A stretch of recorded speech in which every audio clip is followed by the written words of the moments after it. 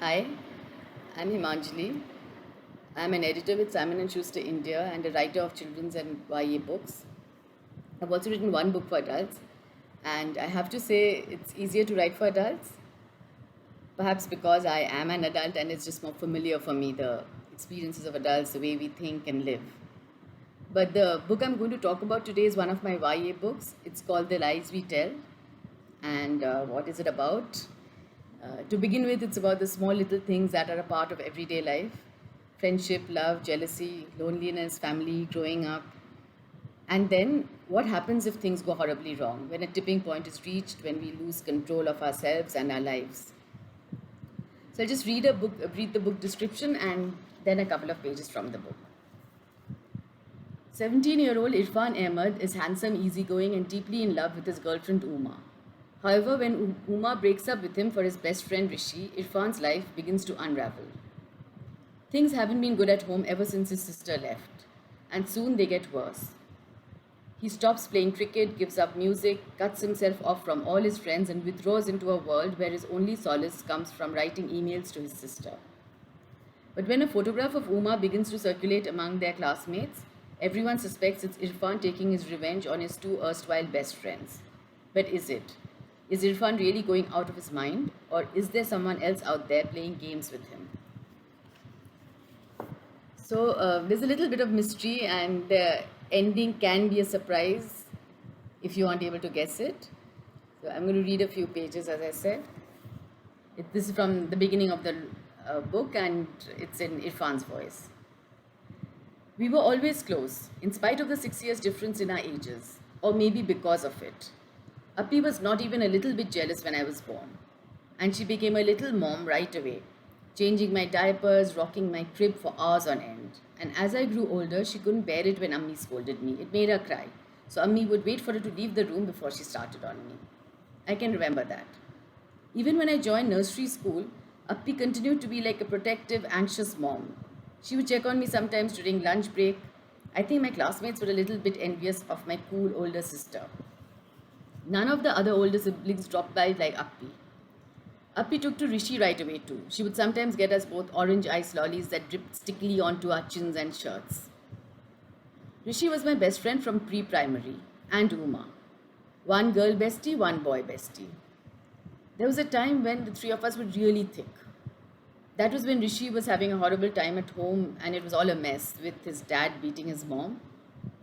Rishi's mother was the most beautiful woman I had ever seen. She laughed as easily and freely, she hugged us tight and close.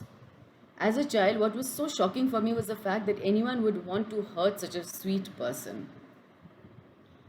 Rishi would draw broken lines with markers, black and blue and red, on my arms and back to show what his mother's body looked like after a beating. Uma said it did look sort of cool, but she didn't want to be beaten up. We must have been 6 or 7 then. Once I remember Meeta auntie walked into the room when Rishi was drawing on my back. Rishi quickly pulled my t-shirt down, but Meeta auntie knew we were hiding something. She looked so very sad. I gave her a hug. I used to be big on hugs then. Meeta auntie hugged me back tightly and said, Irfan, you know you are my boy too. You will always be with Rishi, won't you? I felt worried. But you will always be with us too, no, auntie? She nodded and smiled.